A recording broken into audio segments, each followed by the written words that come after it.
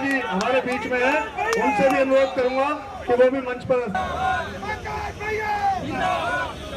मंच पर उपस्थित हमारे महानगर के अध्यक्ष श्री अजय शर्मा जी, गाजियाबाद जिले के अध्यक्ष श्री बसंत त्यागी जी, हमारे जिले के प्रभारी और वरिष्ठ नेता पूर्व मंत्री आदरणीय श्री नवाब सिंह नागर जी, यहाँ गाजियाबाद से लेकर गाजीपुर तक, सोनभद्र तक हम सब लोग लगातार तक देखते रहते। जहां पर भी दौरे में हम सब लोग जाए वहां हम सबको सुनने को मिलता है। समाचार पत्रों के माध्यम से, चैनल्स के माध्यम से, आप टीवी चैनल्स के माध्यम से आप सब लोग भी देख रहे होंगे कि कैसे हालात पूरे उत्तर प्रदेश में बने हुए हैं। उत्तर प्रदेश के मुख्यमंत्री, जिनसे यह अपेक्षा की गई थी कि उत्तर प्रदेश जाति और मजहब के ऊपर उठाकर यह विकास के रास्ते पर ले जाने का काम करेंगे, लेकिन उत्तर प्रदेश के मुख्यमंत्री को आपने देखा होगा कि 4-4.5 साल बीत जाने के बाद भी उत्तर प्रदेश को लगातार विकास के रास्ते पर ले जाने के बजाय पीछे एकदम से उन्होंने खींचने का काम किया है। और आज उनके पास बोलने के लिए कुछ नहीं है। बोलने के लिए यदि कुछ बचा है तो सिर्फ वो पूरे उत्तर प्रदेश में जाकर यह बताने का प्रयास करते हैं कि उत्तर प्रदेश में कानून व्यवस्था की स्थिति ठीक बनी हुई है, यही ये लोगों को समझाने की कोशिश करते हैं। लेकिन इसका प्रमाण मुख्यमंत्री के मुंह से हम सब लोगों को नहीं चाहिए। इसका प्रमाण तो रोज हम सब लोग आए दिनों में आते होती हुई घटनाओं से हम सब लोग देख सकते हैं कि कैसे हालात इस उत्तर प्रदेश में कानून व्यवस्था के बने हुए हैं।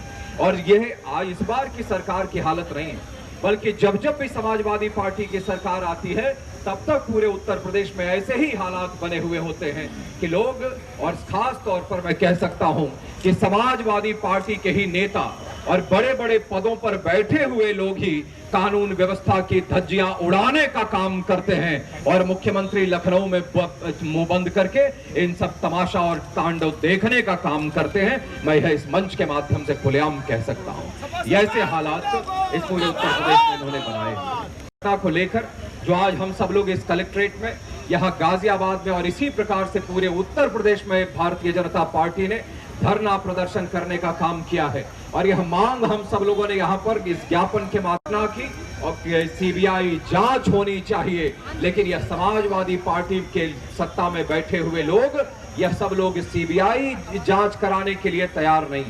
यह कहते हैं आयुक्त के निगरानी में हम सब लोग जांच कराएंगे, आयुक्त कमिश्नर उसकी जांच करेंगे। लेकिन अगर दामन उनका साफ है तो उनको साफ साफ इस घटना को सीबीआई को रिफर कर देना चाहिए। और अगर दामन साफ है तो इसमें किसी से भयभीत होने की आवश्यकता नहीं है।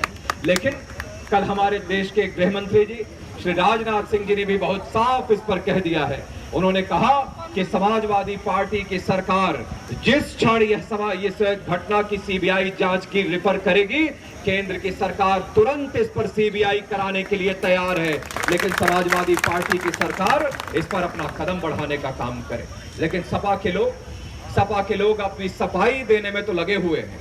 वो सफाई लगातार दे रहे हैं कि हमारा कोई संबंध उस रामवृक्ष यादव से नहीं था, लेकिन सफाई देने के अलावा वह इस समय और कोई काम नहीं कर पा रहे। लेकिन इनकी सफाई पर उत्तर प्रदेश की जनता भरोसा करने के लिए तैयार नहीं है, क्योंकि लगातार हाई कोर्ट का आदेश होने के बाद भी वहां पर जिला कलेक्ट्रेट के सामने वह जवाहर बाग पार्क वहां पर है, लेकिन हाई कोर्ट का आदेश होने के बाद भी कि उसको खाली कराया गया। 2015 से यह आदेश है कि जवाहर बाग को इन ऐसे लोगों से खाली कराया जाना चाहिए जो वहां पर कब्जा किए हुए या ऐसे आतंकी वहां पर बैठे हुए थे रामवृक्ष के रूप में, उनसे उसको छुड़ाना चाहिए, उनको वहां से बेदखल करना चाहिए। लेकिन समाजवादी पार्टी की सरकार, उनका शासन लखनऊ से दबाव होने के कारण मैं समझता हूं कि मथुरा के अधिकारियों पर भी यह दबाव रहा होगा कि उनसे वह खाली नहीं करा पाए।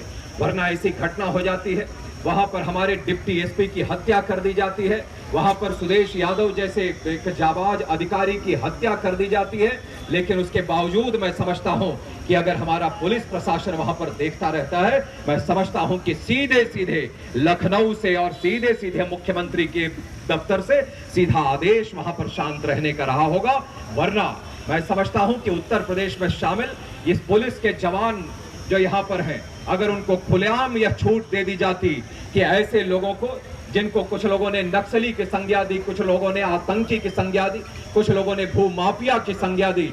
मैं तो यह समझता हूं कि इस प्रकार जो उनके पुलिस के हमारे जाबाज अधिकारियों की हत्या हुई है, यह देखने के बाद हमारे पुलिस फोर्स में बैठे हुए अधिकारी और नौजवान भी यही सोचते होंगे कि अगर एक बार जिस वर्दी को रक्त रंजित कर देने का काम किया जा रहा है, जिस वर्दी को लहूलुहान करने का काम किया जा रहा है, मैं समझता हूं कि उनका जमीर भी इस बात को निश्चित रूप से इस पर अफसोस करता होगा, दुख में होगा, क्योंकि उनके हाथ को भी खुलेआम यदि छोड़ दिया जाता तो राम वृक्ष जैसे कितने ही ऐसे भूमाफियाओं को इनको गिरबान पकड़ के जेल के सलाखों के पीछे डाल देने का काम इन सब लोगों ने किया होता। लेकिन आज इस सरकार ने उन पुलिस वालों के भी हाथ को बांधने का काम किया है, और सिर्फ हाथ बांधने का ही काम नहीं किया है, बल्कि ऐसे भूमाफियाओं और ऐसे आतंकियों को यह खुला संरक्षण देकर हमारे पुलिस प्रशासन के जाबाज अधिकारियों की हत्या करने की भी खुलेआम छूट दे दी हो। यह मैं सीधा सीधा आरोप यह समाजवादी पार्टी की सरकार पर लगाता हूं। यह उत्तर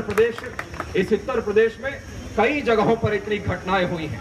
पिछले साल भी लगभग 350-400 पुलिस के ऊपर घटनाएं ऐसी हुई जिसमें पुलिस वालों के ऊपर ही हमला किया गया, चोट पहुंचाई गई। और इस साल तो हद हो गई, लगभग 1100-1200 जगहों पर ऐसी घटनाएं हुई हैं जिसमें हमारे पुलिस के लोग ही, जिनके हाथों में लोगों को सुरक्षित रखने की जिम्मेदारी है, आज वही लोग 1100-1200 जगहों की घटनाओं को मैं कह सकता हूं कि ऐसी जगहों पर हमारे पुलिस फोर्स के अधिकारियों के ऊपर ही, सिपाहियों के ऊपर ही उनके ऊपर अटैक करने का काम किया गया है, उनको लहूलुहान करने का काम किया गया है। ऐसे हालात उत्तर प्रदेश में बने हुए हैं। कहां के बारे में बताऊं, इसे हमारे यहाँ जिले के लोग भी, गाजियाबाद जिले के लोग भी बैठे हुए हैं। लोनी में बंथला थाने के अंतर्गत वहां पर सुदेश यादव जैसे सिपाही की हत्या कर दी जाती है। समाजवादी पार्टी की सरकार चुपचाप तमाशा देखती रहती है। यहीं बगल में, लोनी के बगल में आपके बागपत में कृष्ण कुमार जैसे जाबाज अधिकारी की सिपाही की हत्या कर दी जाती है। यह समाजवादी पार्टी की सरकार मुंह खोलकर देखते रहती है। और यहीं पर इसी बागपत में विक्रम भाटी की हत्या कर दी जाती है और समाजवादी पार्टी की सरकार चुप रहती है। बनारस तक अगर जाऊं तो वहां पर डिप्टी जेलर अनिल त्यागी की हत्या हो जाती है, इसी समाजवादी पार्टी की सरकार में होता है। प्रतापगढ़ में अनिल कुमार जैसे इंस्पेक्टर की हत्या कर दी जाती है। सहारनपुर में राहुल की हत्या कर दी जाती है। लखीमपुर में जाइए तो विक्रम सिंह की और बाराबंकी में कमाल सिंह की हत्या कर दी जाती है। इतनी जगहों पर इस तरीके की पुलिस फोर्स के ऊपर हमले किए जाते हैं, हत्या कर दी जाती है, लेकिन समाजवादी पार्टी की सरकार मूक दर्शक बनकर बैठी हुई होती है। अभी यहाँ पर मैं कह सकता हूं कि चुनाव आ रहे हैं और समाजवादी पार्टी को यह लगता है हमेशा कि जाति और मजहब की आग लगाकर ये हमेशा सत्ता में आ सकते हैं। लेकिन मैं समझता हूं कि मुजफ्फरनगर में भी इन्होंने देखा होगा जिस तरीके का अन्याय वहां पर उन्होंने करने का काम किया था, जनता ने लोकसभा में उसका सीधा जवाब देने का काम किया। और मैं कह सकता हूं कि इसी मथुरा में हमारे जहां पर कि भगवान श्री कृष्ण ने जन्म लिया और वहां से जाकर उन्होंने न्याय दिलाने का काम किया था, न्याय की पताका फहराने का काम किया था। मैं यह कह सकता हूं कि इस तरीके से राम वृक्ष के रूप में एक कंस के आतंक का नाश अब होगा और इस उत्तर प्रदेश में दोबारा से भगवान श्री कृष्ण ने जो सपना और भगवान राम ने जो सपना देखा था, जो राम राज्य बनाने का हम सब लोग जो सपना देखते हैं, निश्चित रूप से एक वैसा राज्य स्थापित करने का काम हम सब लोग करेंगे। यह जिम्मेदारी इस उत्तर प्रदेश की जनता ने निश्चित रूप से, अपेक्षा यदि किसी से है तो किसी और दल से नहीं, बल्कि सिर्फ और सिर्फ भारतीय जनता पार्टी से है। इसीलिए हम सब लोगों की भी जिम्मेदारी भी और ज्यादा बढ़ जाती है कि हम सब लोग अपने अपने जगह पर रहकर इस समाजवादी पार्टी की सरकार को, इस भ्रष्ट सरकार को, इसको बेदखल करने के लिए हम सब लोग अपने अपने स्थान से संकल्प लेने का काम हम लोग करें। यही स्थिति चारों तरफ है। आज महिलाओं के साथ उत्पीड़न की घटनाएं लगातार बढ़ रही। आज लगातार कानून व्यवस्था की धज्जियां उड़ाई जा रही हैं जिले जिले में। इन सब चीजों पर जनता चाहती है कि भारतीय जनता पार्टी ही इस पर अगला कदम ले, क्योंकि और दलों से अपेक्षा उत्तर प्रदेश की जनता को नहीं है। आपने देखा यही समाजवादी पार्टी की सरकार और बहुजन समाज पार्टी की सरकार रहते हुए इसी नोएडा में भ्रष्टाचार फल फूल रहा था, लेकिन भारतीय जनता पार्टी की केंद्र में सरकार आई और सीबीआई ने ईमानदारी से कार्रवाई करके यादव सिंह जैसों को जेल में डालने का काम किया। यह अपेक्षा इस भ्रष्टाचारियों को जेल में डालने की यह कोई कर सकता है तो कोई और नहीं बल्कि सिर्फ और सिर्फ भारतीय जनता पार्टी कर सकती है। इसीलिए जनता जानती है क्योंकि बसपा आती है, यह कहते हैं हम आएंगे तो सपा वालों को जेल में डालेंगे, सपा वाले कहते हैं हम बसपा वालों को जेल में डालेंगे। लेकिन लोकायुक्त की इतनी रिपोर्ट आने के बाद भी आज तक सपा वालों ने उन बसपा के पूर्व मंत्रियों पर अभी तक कार्रवाई करने का काम नहीं किया है, उस पर कार्रवाई करने का काम नहीं किया है। और बसपा जब थी तो उन्होंने सपा वालों पर ऐसी कोई भ्रष्टाचार पर कोई कार्रवाई नहीं की थी, क्योंकि इस पर कार्रवाई करने के लिए अपना दामन साफ होना चाहिए, अपने चरित्र में दम होना चाहिए। और वह दम यदि कहीं पर है तो सिर्फ और सिर्फ भाजपा के हमारे नेतृत्व में वह दम है। इन भ्रष्टाचारियों को जेल में डालने का काम होगा तो सिर्फ भाजपा के शासनकाल में ही होगा। ईमानदारी से शासन चलेगा तो भाजपा के शासन में चलेगा।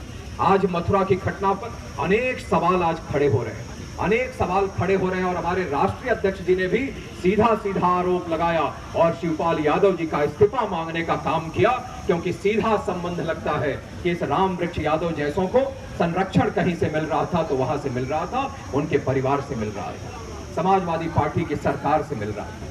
वरना जिलाधिकारी के सामने उनके अधिकारी तो रोज वहां से आमने सामने वहां पर घूमते होंगे, वहां से निकलते होंगे और हाथ में हाई कोर्ट का आदेश भी रहता होगा, लेकिन उसके बावजूद जवाहर बाग पार्क को खाली कराने की हिम्मत क्यों नहीं वह कर पाए, यह सच में समझ में हम सब लोगों को नहीं आता है। वहां पर अभी आपने बताया कि कैसे गैस सिलेंडर से इतनी बड़ी संख्या में थे, और आज लोग यह वहां सवाल ये उठा रहे हैं, लोग यह कहते हैं कि पुलिस वाले भी ये मान रहे हैं कि हम सब लोगों के पास यह सूचना थी, पुलिस वालों के पास, कि वहां पर हथियार होंगे, लेकिन इतनी बड़ी तादाद में होंगे यह उन सब लोगों को अंदाजा नहीं था। लेकिन अगर वहां पर ये रेकी करने के लिए गए थे, हम कोई ऑपरेशन के लिए, अलग अलग प्रकार के बयान वहां पर आ रहे हैं, लेकिन ऐसे बयानों से कुछ नहीं होता। अगर यह पुलिस चाहती, अगर यह सरकार चाहती तो ऐसों को खदेड़ कर कुछ घंटों के अंदर जवाहर बाग पार्क से बाहर कर देने का काम करती। और मैं समझता हूं कि जैसी खबर आ रही है अब कि ये राम वृक्ष यादव को भी मार दिया गया है, वह भी अब मृत है, मैं समझता हूं कि अगर यही हाथ अगर पुलिस वालों का पहले खोलने का काम किया गया होता तो राम वृक्ष जैसे लोग आज पनपने का काम न करते। पूरे उत्तर प्रदेश में, मैं सिर्फ मथुरा की ही नहीं बल्कि मैं पूरे उत्तर प्रदेश के बारे में मैं कह सकता हूं कि ऐसे लोग पनपने का काम न करते। लेकिन सपा की सरकार में रहते हुए ऐसे ही भूमाफिया अपना सिर उठाकर चलने का काम करते हैं। आम आदमियों की जमीन तो दूर, ये तो सरकारी जमीनों पर भी कब्जा कर लेने का काम करते हैं। लेकिन मैं इस मंच के माध्यम से यह चेतावनी भी देना चाहता हूं कि समाजवादी पार्टी की सरकार में बैठे हुए यह नेता इन सरकारी जमीनों को अपनी जमीन न समझने का काम करें। यह उत्तर प्रदेश की जनता की गाढ़ी कमाई का हिस्सा है और उनसे छीनने का काम वह न करें, वरना आप जानते हैं कि जनता जब मौका मिलता है तो वह उसका सीधा जवाब देने का काम करती है। मैंने कहा कि मुजफ्फरनगर में भी उन्होंने अन्याय करने का काम किया था, तो न्याय के लिए लोकसभा में आपने देखा कि कैसा जनता ने मैंडेट देने का काम किया है। इस मथुरा में भी ऐसी ही घटना यहाँ पर अंजाम देने का काम किया। हमारे नवाब सिंह जी और सतेंद्र सिसोदिया जी अभी यहाँ दादरी बिसाड़ा के बारे में भी वह बता रहे थे कि आज फॉरेंसिक रिपोर्ट आने के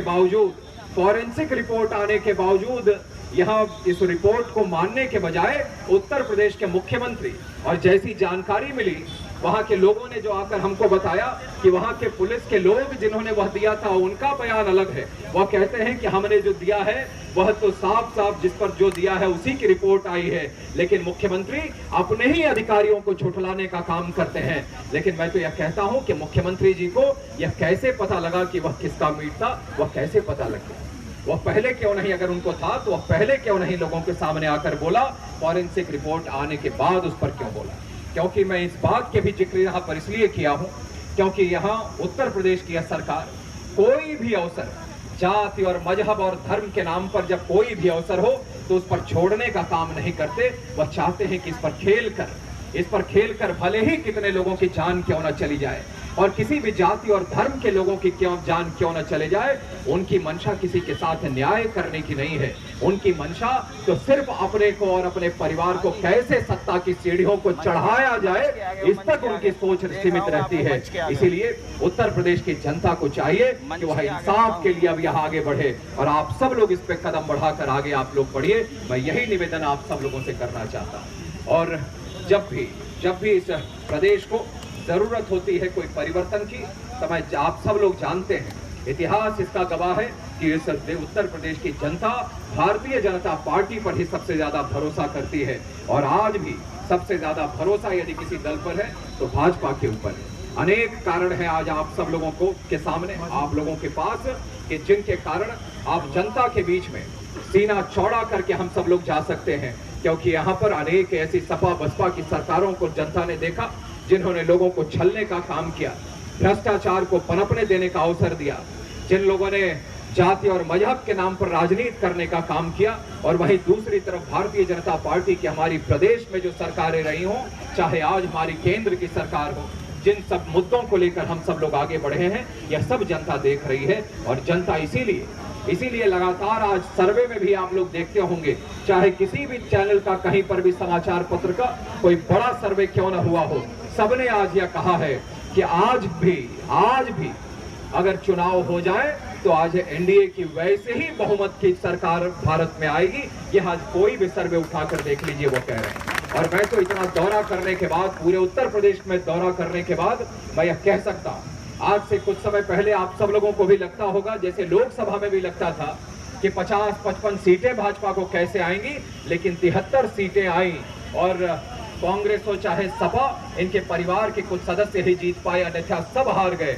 और आज मैं इस मंच के माध्यम से मैं आप लोगों को कह के जाना चाहता हूं कि इस जो माहौल बना हुआ है उसको मैं देख के कह सकता हूं कि इस उत्तर प्रदेश में जो आपको कुछ समय पहले लगता होगा कि सरकार कैसे बनेगी और किसकी बनी है, आज मैं कह सकता हूं कि उस उत्तर प्रदेश में सरकार बनेगी तो भाजपा की बनेगी। और भाजपा की सरकार सिर्फ ऐसी वैसी नहीं, बल्कि मुझे तो लगता है कि लगभग 350 सीटों के साथ हम सब लोग इस उत्तर प्रदेश की सरकार में आएंगे। मैं विश्वास के साथ में कह सकता हूं। लोग ये सारे मुद्दों को लेकर जनता को इंसाफ दिलाने के लिए हम सब लोग अपने कदम को आगे बढ़ाकर चलें, क्योंकि भाजपा के लिए सिर्फ सरकार में आना ही नहीं, सरकार में आना ही एक बड़ा लक्ष्य हम सब लोगों का नहीं है, बल्कि हम सब लोगों का लक्ष्य है तो इस उत्तर प्रदेश की इस भ्रष्ट और इस करप्ट व्यवस्था में ही परिवर्तन करते हुए इस उत्तर प्रदेश की जनता को इंसाफ दिलाना और उत्तर प्रदेश को विकास के रास्ते पर आगे ले जाना, यही हम सब लोगों का सबसे बड़ा लक्ष्य है। और इसमें सबकी भागीदारी हो, यह सबका साथ हो, इस नारे के साथ हम सब लोग आगे बढ़े हैं। और आप सब लोगों की ताकत और परिश्रम के बल पर निश्चित रूप से हम सब लोग इस सपने को साकार करने में सफल होंगे। मैं इन्हीं शब्दों के साथ एक बार फिर से मंच पर उपस्थित हमारे सभी वरिष्ठ